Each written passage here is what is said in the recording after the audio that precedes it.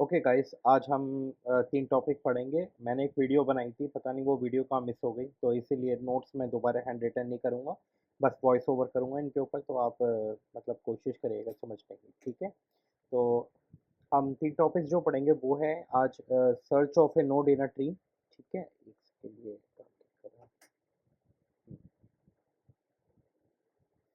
ठीक है, search of A node in a tree, फिर उसके बाद find the parent of A node and diameter of a tree, ठीक है। Search of A node in a tree बहुत simple है कि एक हमारे पास ट्री स्ट्रक्चर होगा, तो उस ट्री स्ट्रक्चर में एक तो लेफ्ट सब ट्री होगा और एक राइट सब ट्री होगा। हेयर 15 10 5 12 20 18 25, ठीक है। इसमें से पहले हम सर्च करेंगे लेफ्ट ट्री और एक राइट ट्री। अगर लेफ्ट में मिल जाता है तो हम रिटर्न कर देंगे, और अगर नहीं मिलता है तो फिर राइट में, ठीक है। इसका सूडो कोड ये है कि एक रिकर्शन तो लगेगा ही लगेगा। अगर नोड आपका नल है तो ये वाला रिटर्न फॉल्स, मतलब कि कुछ नहीं मिला। Otherwise node dot left comma target से हम कॉल करेंगे, और node dot right comma target से कॉल करेंगे, और यहाँ पे अगर नोड डॉट टारगेट अगर मिल जाता है तो रिटर्न ट्रू कर देंगे। ये एक सूडो कोड था, ठीक है। इसका कोड भी लिखेंगे हम वीएस कोड में, लेकिन अभी आपको समझाने के लिए कर रहा था search a node of a tree. ये एक इजी टॉपिक है, बहुत इजी टॉपिक है, तो इसे आप कर लेना, ठीक है। अब दूसरा है find the parent of A node. तो इसमें जो सर्च ऑफ ए नोड है ना, उसका ही तरीका आप यूज़ करेंगे। पेरेंट ऑफ ए नोड का कैसे फंडा होता है कि हम जब जिस नोड पे हैं उस नोड के चिल्ड्रंस पे देख लेंगे, अगर वो टारगेट है तो हमारा वो वाला पेरेंट ऑफ ए नोड मिल गया। तो ये लेफ्ट सब ट्री में ट्राई करेंगे, राइट सब ट्री में। इसमें ज़्यादा कोई मतलब ऐसा फंडा नहीं है हार्ड एंड फास्ट। तो पेरेंट ऑफ ए नोड मतलब ये भी थोड़ा इजी है आपका। मस्त टॉपिक कवर करना था तो इसलिए ये वाले पॉइंट्स भी ऐड कर दिए हमने। दूसरा आता है डायमीटर ऑफ ए ट्री। इसमें थोड़ा मतलब ध्यान से पढ़ेंगे। The longest path between two nodes, specifically leaf nodes, इसको बोलते हैं the diameter of a tree. और count the number of nodes, उसमें count the number of nodes, इसको डायमीटर हम बोल देते हैं, ठीक है। इसमें एक स्पेशल यूज केस बनता है कि जनरली आप ये वाला एग्जांपल देखेंगे 10 5 3 7 10 20 15 25। इसमें अगर आप ये करेंगे 3 5 10 और 20 15, तो कितने को 1 2 3 4 5 5 आपका इसका आंसर हो गया डायमीटर। मैंने यहाँ पे लिखा हुआ भी है, ठीक है। ज़रूरी नहीं है यही लेना है, दूसरा भी पाथ ले सकते हैं, लेकिन हमें मैक्सिमम वाला लेना चाहिए, ठीक है। इसका सोल्यूशन के लिए हमने क्या करा है कि हम हाइट वाला लॉजिक लगाएंगे हाइट निकालने के लिए। Height of a left sub tree और height of a right sub tree, ठीक है, ऐसे। तो आप क्या कर रहे हो, height of a left sub tree और राइट सब ट्री को उनमें एक ऐड कर रहे हो, +1 इसलिए करते हैं हमारा रूट नोड की वजह से, ठीक है। रूट नोड को भी काउंट करना होता है, तो वो 2 बार मतलब नहीं आए, एक ही बार आए, तो इसीलिए, ठीक है। तो उसका मैक्सिमम हम निकाल लेते हैं। ये वाली लाइन है जो हम एक आंसर, एक वेरिएबल होगा ग्लोबल वेरिएबल, उसमें स्टोर करेंगे। अभी मैं रीज़न बताऊंगा कि हम डायरेक्टली बस ये वैल्यू वैल्यू हटा के क्यों नहीं कर देते। और ये होने के बाद हम रिटर्न करेंगे मैक्सिमम ऑफ लेफ्ट और राइट कॉमा, ठीक है। क्योंकि हमें हाइट रिटर्न करनी है जो कि एल एच और आर एच में है। Return 1 + maximum math dot maximum, ठीक है। अब जो मैंने आपको वो बोला था कि डायमीटर ऑफ ए ट्री ऐसा मतलब होना ज़रूरी नहीं हो सकता कि आपको मतलब रूट नोड से ही जाना है। जैसे अभी आपने ऊपर देखा था, ये हमेशा रूट नोड पे जा रहे हैं हम हमेशा। एक एग्जांपल मैं आपको दूंगा, आप वीडियो पॉज करके उसके बारे में सोचिएगा, ठीक है, कि ये क्या है, क्यों है। ऐसे मैं लिखता हूँ, ये पहले मैं लिखता हूँ, ठीक है।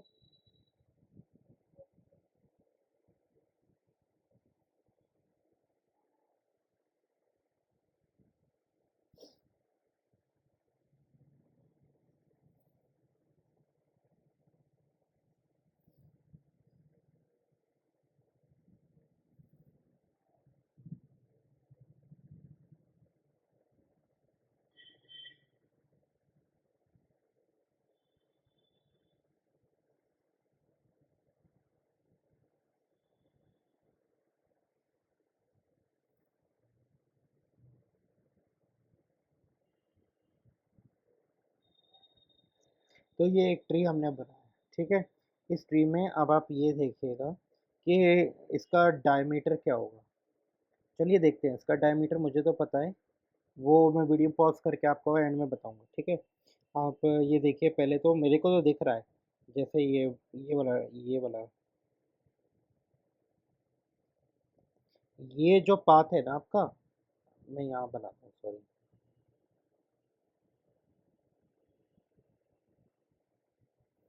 ये वाला पाथ आपका मैक्सिमम डायमीटर है। कैसे? 1 2 3 4 5 6 7 8 9, 9 हो गया इसका डायमीटर। और अगर आप रूट नोड पे जाएंगे, 1 2 3 4 5 6 7 8, तो यहाँ पे डायमीटर 8 निकल के आता है, जो कि गलत है। तो ये एक बहुत अच्छा एग्जांपल है, मैंने आपका मतलब कोडिंग में भी एक्सप्लेन करा हुआ है। और इसका ये 9 है। ये मैंने थोड़ा नेट से उठाया है, मेरे को मिल नहीं रहा था ऐसा डायमीटर।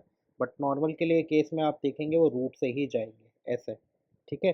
कुछ स्क्यू ट्री होते हैं जो सिर्फ लेफ्ट में हो गए या फिर राइट में हो गए, तो उनका डायमीटर वही हो जाएगा, कंप्लीट ब्रांच। ठीक है।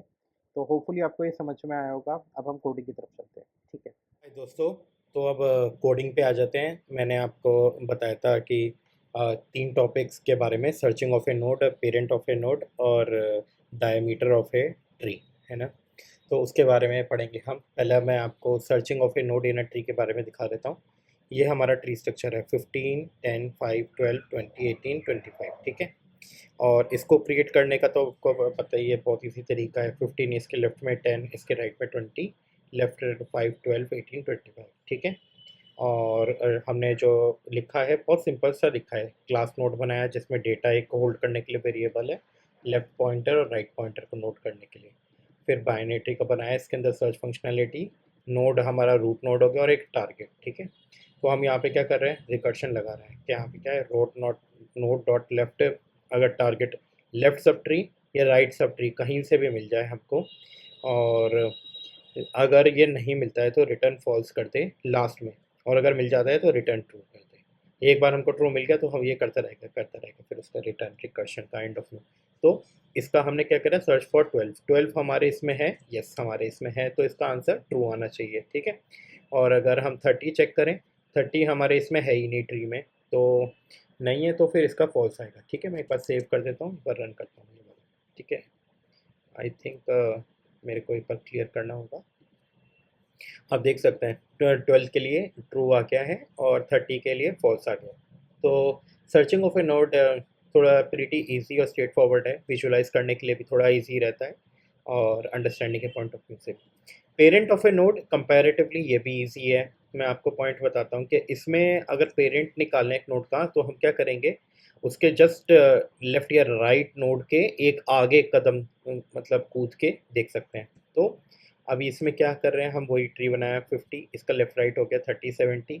फिर तुम्हारा, ठीक है, लेफ्ट वाले का भी मतलब 30 का भी हो गया 20 40। तो इसका मैं स्ट्रक्चर दिखा देता हूँ, 50 30 20 70 60 80, ठीक है। तो 60 वाले का, ठीक है, 60 वाले का हमको पेरेंट चाहिए, 60 वाले का पेरेंट है 70। तो ये कैसे करेंगे, हम पहले ही 70 पे जब होंगे इस नोट पे, तो इसका लेफ्ट या राइट चेक कर लेंगे कि हमारा टारगेट वाला है या नहीं। तो वो भी एक काइंड ऑफ सर्च वाला तरफंडे पे ही है, थोड़ा मतलब अ, थोड़ा सा एक्स्ट्रा कोड करा होगा बस। नोड में आ गया डेटा आपका, लेफ्ट पॉइंटर और फिर राइट पॉइंटर, ठीक है।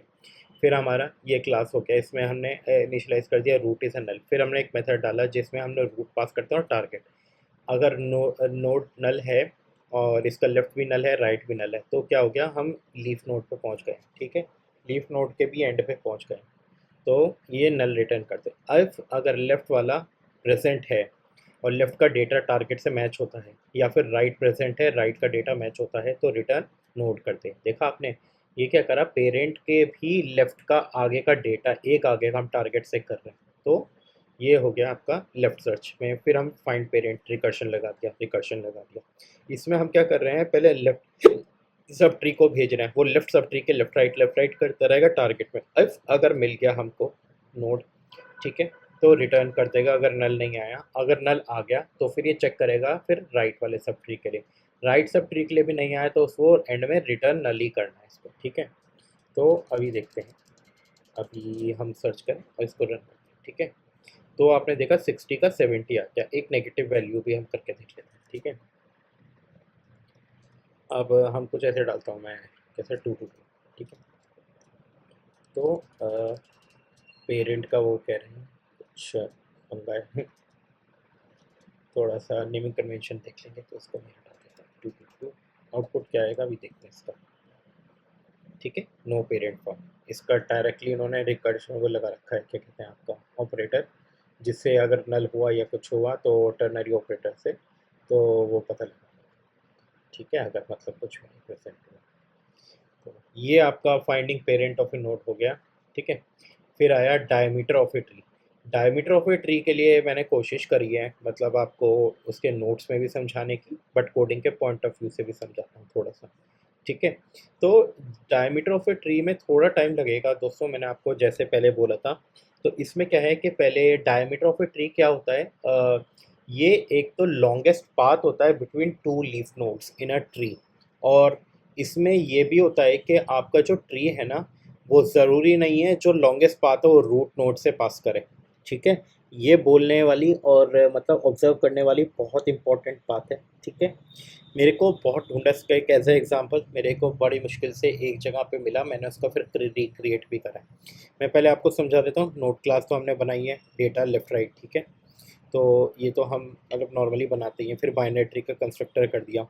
फिर हमने क्या करा इसमें अच्छा सर्च मतलब मैं समझ गया, मेन तो कोड हमारा ये है, हमने बस इसकी एक्सटेंड्स कर लिया है, मतलब इसकी इनहेरिट कर ली हैं चीज़ें, है ना। तो बाइनरी ट्री की तो इसमें कंस्ट्रक्टर सुपर और एक वेरिएबल बनाया है आंसर करके 0। ठीक है, मैंने आपको बताया था एक वेरिएबल एक्स्ट्रा बाहर लेंगे। तो इसमें क्या है कि हाइट ऑफ ए ट्री क्या होता है आपको पता ही होगा, वो नोड से लेके end of the leaf node का लॉन्गेस्ट पाथ उसको बोलते हैं हाइट ऑफ ए ट्री। ठीक है, तो इसमें हाइट हम क्या कर रहे हैं, नोड के लेफ्ट वाले की निकाल रहे हैं, राइट वाले की निकाल रहे हैं, उसमें एक ऐड कर रहे हैं। ठीक है, एक ऐड करते हैं वो, क्योंकि रूट नोड के हाइट का भी ऐड होता है। और उसका मैक्स देखते हैं, अगर उसका मैक्स को फिर एक आंसर में स्टोर कर लेते हैं।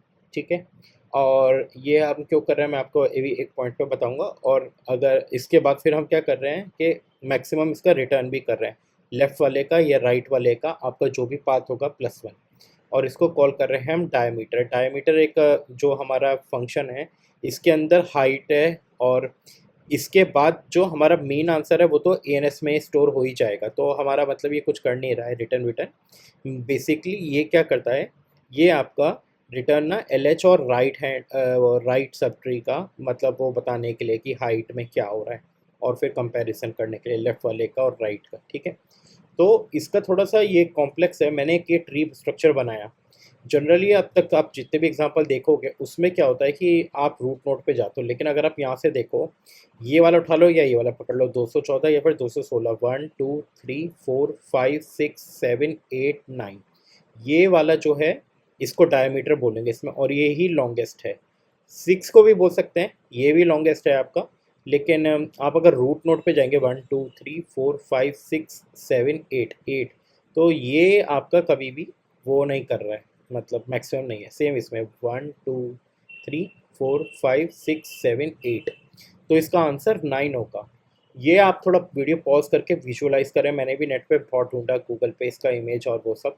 तो इसके बाद ही मैंने पेपर पेन पे ड्रॉ करा और इसका डायमीटर निकालने की कोशिश करी। ठीक है, वैसे तो और भी तरीके हैं निकालने के, लेकिन ये बहुत ऑप्टिमाइज अप्रोच है, इसको डायमीटर को निकालने का थोड़ा सा विजुअलाइज करने का आपको तरीका पता चलेगा ये वाली लाइन का। और अगर आप ये लाइन हटा ही दो ना, तो आपका मैक्सिमम बस हाइट ही निकल के आता है, ये हाइट कौन सा होता है। ठीक है, तो मैं आपको एक बार ये ट्री का दिखा देता हूँ। मैंने ये ट्री बनाया ऐसे।